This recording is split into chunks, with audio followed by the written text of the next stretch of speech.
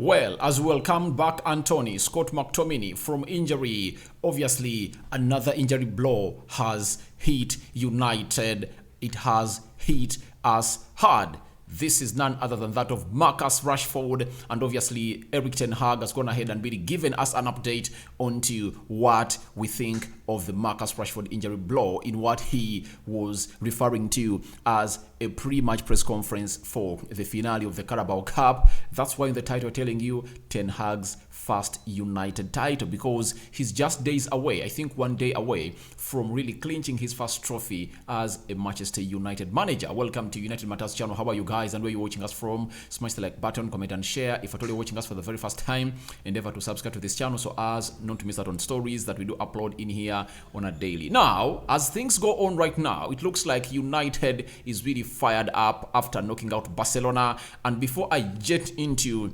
that metamorphosis of how it happened and what's next, as Ten Hag has gone ahead to really explain it, let me thank everyone who has been part of this channel to really subscribing. Let me thank everyone who has been really part of this channel and you've been subscribing and continue subscribing, because you guys, your love is out of this world. You've got mad love for this channel and I love it. I feel it because you guys are really great. You are just out of this world and you are uncomparable to no one, because you make this channel thrive. You make us dream big. And I liked someone, is it called Tasha Love, came out and told me that we will hit 1 million subscribers, and I believe we are going to hit it, because every journey of 1,000 miles starts with one step, and we are taking those steps. They might be baby steps, but I see ourselves where we are going, because every month we are accumulating more and more people to watch this channel of ours known as United Matters channel. Strictly Manchester United is what we do. That is the content we do here onto this channel. Now, yesterday, there is this moment that people never gave attention to detail. Here it is. Around the 80th minute or 85th minute, Rashford found himself walking off the field of play. And he was taken off, and this is how he really walked out the field of play. People saying it's not a very bad injury. Obviously, doesn't look so, because he never walked down the tunnel as soon as the game of football came to an end. But it came to that level after his collusion with a player called Araujo, and obviously Rashford found himself in a very nasty tackle with Araujo. He went down and obviously he stayed on the ground. The ball was played out. He was attended to by the doctors. He forced himself back on the field of play, but later the manager took him off and brought in a player called Scott McTominay, and Bruno started to play as a lead striker for United, and then Scott McTominay dropped into the midfield. Now, today, Ten Hag has really gone ahead and really given us a hint onto Marcus Rashford's huge injury blow. Whether he's going to be back or not, this is what Ten Hag told us about Marcus Rashford's fitness. I don't know. The players now are coming in. We have to do a medical investigation. We did straight after the game, but most of the time, you have to wait for 100% diagnosis. So, Ten Hag is telling us that a diagnosis was made after the game. And remember, when they did it on Ericsson, what showed the injury was serious, we saw him leaving United wearing a protective boot onto that ankle that Andy Carroll had really smashed or smacked on the day. Now, for Marcus Rashford, he was not seen moving out with a protective boot, meaning that it's not all that a serious injury. And there is the way Rashford has gone ahead to adapt himself with injuries, because you need to play with pain. Remember that game of Manchester City when he really fell off around the 40th minute, and we thought, oh, he's not going to return back then. Second half comes in through, I think, was he given an injection? Was he really tricking down the defenders of Man City? I don't know, but obviously what the manager did was simple. He came in through and said, let this guy stay on the field of play, and played very well. After scoring the win against City, Ten Hag was asked about the decision he made to keep Rashford on the field of play. Ten Hag replied to the media and told them, you need to be playing through pain. But it's really a very worrying situation, though I believe that he might force himself on the field of play on Sunday. But I think him not being fully fit really affects us. That's it, because a fully fit Rashford is really deadly, and playing our finale I think since 2020. Is it 2021? Because that's when we played the finale, and we played it in Poland, and we lost that finale to Villarreal through penalties. So it really brought us to a situation that Rashford is really injured. And what is really worrying is that he's the best player right now at Manchester United. And I remember telling you that there is a difference between the best player and the most important player. You must be the best player, but that doesn't mean that you are the most important player. I tell you, if you are told as a United fan that one of these two should miss the Carabao Cup finale, Rashford or Casemiro, I know most of you will say, all right, let Rashford miss, let Casemiro be into that team because we know what he brings to the field of play. So it shows you that is the most important player for the club, because you opt for him instead of that player whom you call the best at the moment. And I believe even if Rashford is away, I think we can give it a go. We can give it a go, though it won't look an easy game, but we can give it a go. All I know is that Rashford just wants to be in this game. That's it.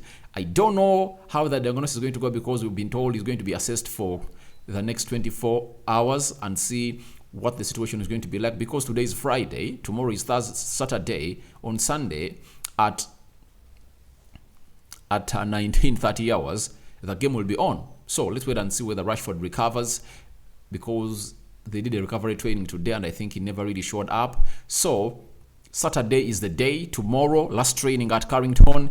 Is Rashford going to be part of the training session? Let's wait for the photos and see. But it really looks good for us, if at all, if the Newcastle is really having doubts that Rashford is not going to be part of this game, because they have to change their game plan. And I think they had already spent this whole week trying to really go ahead and really isolate Marcus Rashford from that game of football. So I think Ten Hag is really a man that is really thinking around and really thinking out of the box who's really going to come in through, because even Martial, who would have come on through, he has gone ahead to let us know that he's also absent. He's also not going to be present into this beautiful game of football. That is Erik Ten Hag again confirming to us that Antoine Martial is not available for the Carabao Cup. So this leaves him in a very huge dilemma, because if Rashford is away, and you're having Martial, Anthony, Bruno Fernandes, Sancho, Garnacho, Sabitzer, Casemiro, and the rest of the team, you'll know that you are having a man at the pinnacle of the attack who is good at this job. And whenever he plays, he makes all the players around him look good. But if at all you're not having Antoine Martial, for him it's confirmed he's out, and not having Marcus Rashford, that is really a very horrible state that you don't want to find yourself into as a manager of Manchester United. But as it stands, Martial was seen on Wednesday trying to train with Van der Gaar, the assistant manager of Manchester United. He was doing solo training, and I think they're trying to take him through drills to see that he is fully healed.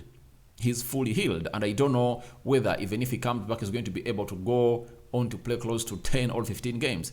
If at all he can come back and really play for us close to 15 games, because when we came out of the World Cup, I think he averaged 8 games. So, if he can come back and play close to 15 games of football, I believe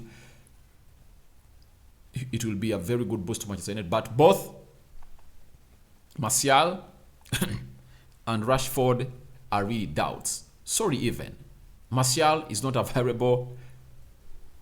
Rashford is a doubt, because a late assessment has to be carried on him to see to it that he really finds himself in a better position of really being better position to play this beautiful game of football alongside a team called Newcastle, a team that has Bruno Guimaraes on the return. Now, he also hinted about United beating Barcelona. I said it was a good feeling that unified. It was that, he says, it was a good feeling, that unified feeling. Players are really together. It's good. A great opponent, because Barcelona are one of the best teams in Europe. If you beat them, it's great. So that is what he's talking about, that Barcelona is one of the biggest teams in Europe, topping the La Liga, 8 points ahead of Real Madrid.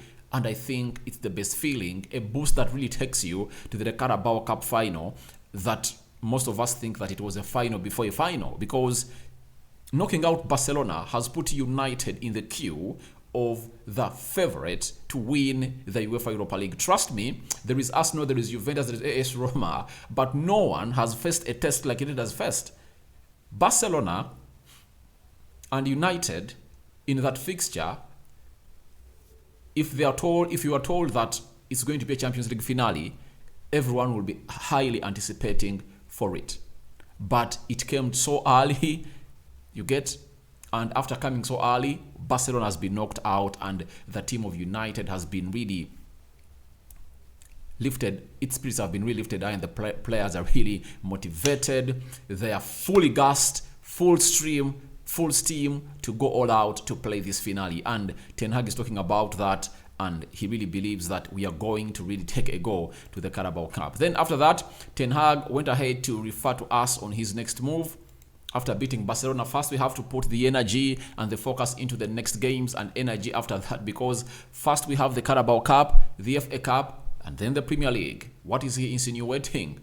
On Sunday, we are playing the Carabao Cup final. On Wednesday, we are playing West Ham at Old Trafford in the FA Cup 5th round. And on Saturday or Sunday, we'll be playing Liverpool in the Premier League away at Anfield. So we are having tough fixtures, so he's trying to jiggle it around and see how he's going to overcome it, because he believes these are some of the games that you need to put yourself and your squad outside there. I know most of you are really have been really misled by people that we are having very many games. These players won't handle, guys. I've seen Ronaldo, Messi, Karim Benzema, Rafael Varane. I've seen very many teams having these players who play 3 games, almost 2 games per week. That's it. So Bruno Fernandes came out and said, if you are a player who is going to play at the level of Manchester United, you need to be able to play 2 games a week. So it should be in your DNA. You should prepare your body very well, reconditioning, and recharge your batteries for 2 games per week. No way, no excuses given, because you are paid a lot of money and fatigue is part of the game, and you should plan for fatigue. And why does this come into place? Because people have come out and put out their worries that we are playing so many games. And I wonder, why should people come out and say that we are playing very many games? Yet a manager at the beginning of the season is told you have to be having a fully fit man squad, meaning that in every position you must be having 2 players.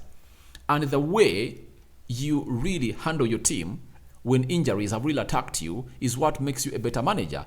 Ten Hag, amid his team not having Anton Martial, Donny van de Beek, Christian Eriksen, he has really mastered the art of winning games with injuries. And that's why he called out all his players to be able to play in 1 or 2, 3 positions, because he knows where we've reached. Rotation is really important, and we need to find ourselves in positions of not losing any game. So I believe injuries, those are just excuses being given by Manchester United, and being given by some YouTubers and pundits, because at the start of the season, you're going to be playing in 4 competitions: Premier League, Carabao Cup, FA Cup, and the Champions League, or UEFA Europa League. Then why bring that excuse right now? That means you are not prepared. Yes, that's it. So I've never seen Ten Hag coming out and really talking about the number of games that he's playing, because he took over this job knowing that he's going to be playing in 4 competitions, and we are the only team that is left in all competitions.